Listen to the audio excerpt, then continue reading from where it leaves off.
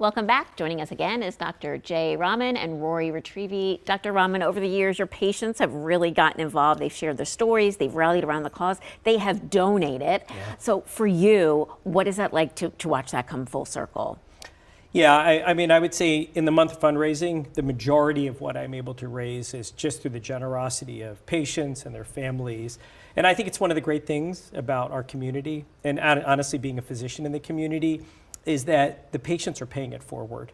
And I think they're donating because they know the money goes to their neighbors, their friends, their family members. And I would certainly say without their help, I wouldn't remotely come close to being able to hit some of the numbers I've been able to raise. And I think our efforts wouldn't get to where they needed to get to. Yeah, and turning to Mid Penn's efforts, just an incredible partner over the years. And you really get your employees involved. How are you able to really motivate them and other community partners to take part in this? Yeah, so our employees are very community oriented. They've always been. We have a lot more of them today than we did back in the beginning. We're over 800 employees now. So they're all, we're motivating them to do it.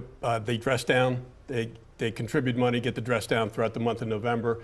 And then they contact a lot of their customers and create these community partners. So I think we have 16 community partners this year.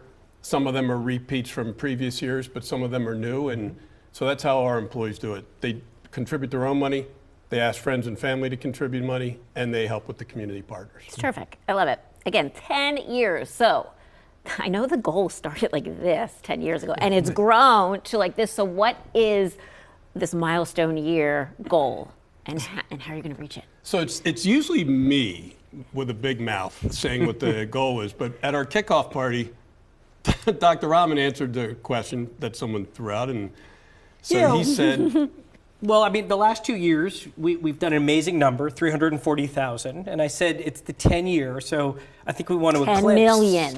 Well, hope springs eternal, right? So I said 350,000, which would bring our 10-year total. 660-ish, yeah. Somewhere in that neighborhood. Okay.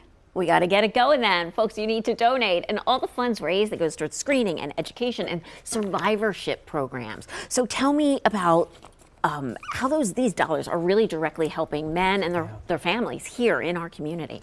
Yeah, I think it's a great question because it's not a matter of just raising the money. I mean, if you raise the money and you don't do anything with it, then what are you doing? Sure. And so I always say, I think there are 4 pillars for No Shave November. One is research and clinical trials, growing that. The second is survivorship. And I think it's not just survivorship for patients treated at Penn State. I say any prostate cancer survivor is welcome.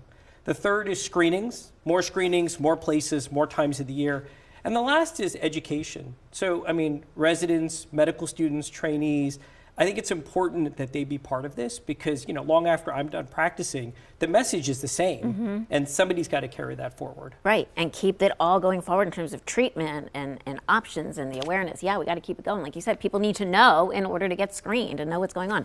So thank you. Good to have you. You guys will be back later in the show, I know.